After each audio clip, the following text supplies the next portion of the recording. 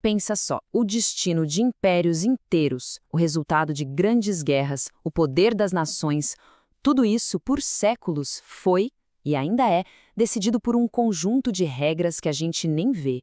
Regras que não foram escritas por reis ou presidentes, mas pela própria geografia do nosso planeta. É uma ideia poderosa, né? Vamos mergulhar fundo nisso. E por séculos, uma pergunta tem tirado o sono de generais e estrategistas. O que é que define de verdade o poder global? É ter o controle dos vastos continentes? Ou será que é o domínio dos oceanos que conectam tudo? Basicamente, terra ou mar? Quem manda no mundo? Essa pergunta acabou criando duas grandes escolas de pensamento, duas filosofias que são rivais até hoje. De um lado, a gente tem o poder marítimo. Pensa em alcance global, controle de rotas comerciais, uma marinha de dar medo. Do outro, o poder terrestre, que se baseia em ter recursos gigantescos, muito território para se defender, sabe? E um controle centralizado. Essa é a grande rivalidade que, no fundo, moldou a história como a gente conhece. Então, vamos começar com o primeiro grande pensador dessa história, um almirante chamado Alfred Thayer Mahan. A sacada dele foi genial. Para Mahan, o mundo não era bem um mapa de países e fronteiras. Não, era um gigantesco sistema de vias navegáveis. Uma rede de oceanos e mares. E a ideia de poder marítimo do Mahan é muito mais do que parece. Não é só ter um monte de navio de guerra, sabe? Para ele, era um verdadeiro ecossistema, um ciclo. Você precisa de comércio, de navios mercantes, precisa de uma marinha forte para proteger tudo isso, e o mais importante, precisa de bases estratégicas espalhadas pelo mundo. Uma coisa alimenta a outra. O próprio Mahan explicou isso de um jeito bem claro. Ele disse que o país de origem ganhava uma base de operações em terras estrangeiras, buscando uma nova saída para os seus produtos, uma nova rota para a navegação, mais emprego para o seu povo e mais conforto e riqueza para si. Ou seja, essas bases e colônias eram como postos avançados, sabe? Eram os pontos de apoio para projetar o poder da nação pelo mundo todo. Então, resumindo, o poder marítimo de Mahan se apoia em 4 pilares, e todos eles precisam funcionar juntos. Primeiro, um comércio marítimo bombando, com muitos navios. Segundo, uma marinha de guerra poderosa para proteger esse comércio. Terceiro, aquela rede de colônias e bases navais que a gente falou. E por último, o controle de pontos-chave, os gargalos do comércio mundial. Pensa no canal de Suez, no Estreito de Gibraltar. Quem controla esses pontos, controla o fluxo. Ok, mas enquanto o Mahan estava com os olhos fixos no oceano, tinha outro cara, um geógrafo chamado Alfred Mackinder, que olhava na direção oposta, para a Terra. E para ele, a chave do poder mundial não estava de jeito nenhum nas águas, estava no coração da maior massa de terra do planeta, a Eurásia.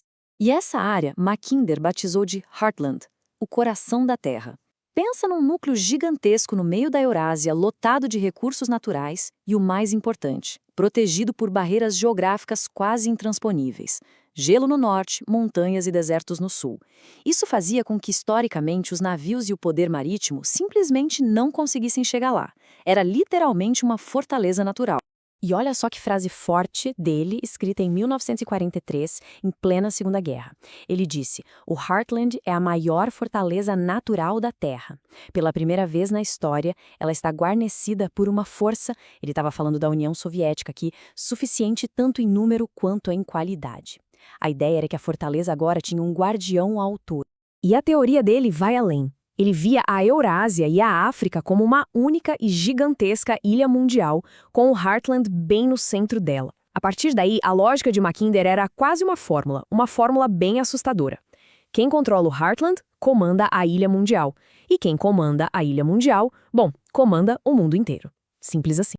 E é bom deixar claro, isso tudo não era só papo de acadêmico, não.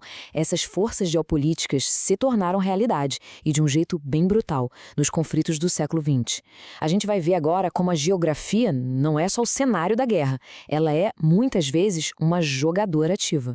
E uma das táticas mais letais da estratégia terrestre é o cerco, o famoso encirclement. A ideia é simples e terrível. Usar a geografia a seu favor, para literalmente sufocar o oponente. Cercar por todos os lados, cortar o acesso a suprimentos, a aliados, até que a posição dele se torne simplesmente indefensável. Olha só esse exemplo clássico. A Tchecoslováquia em 1938. Dá uma olhada no mapa. Depois que a Alemanha nazista anexou a Áustria e a região dos Sudetos, o país ficou preso, completamente cercado por território hostil. Defender-se virou uma impossibilidade geográfica, entende? O jogo já estava perdido no mapa. E a história se repetiu, de forma ainda mais trágica, um ano depois com a Polônia. Em 1939, ela foi engolida, cercada por vários lados pela Alemanha e pela União Soviética. Mais uma vez, a geografia praticamente selou o destino do país antes mesmo do primeiro tiro. E de novo, em 1941, a Iugoslávia, completamente cercada pelas potências do eixo e seus aliados.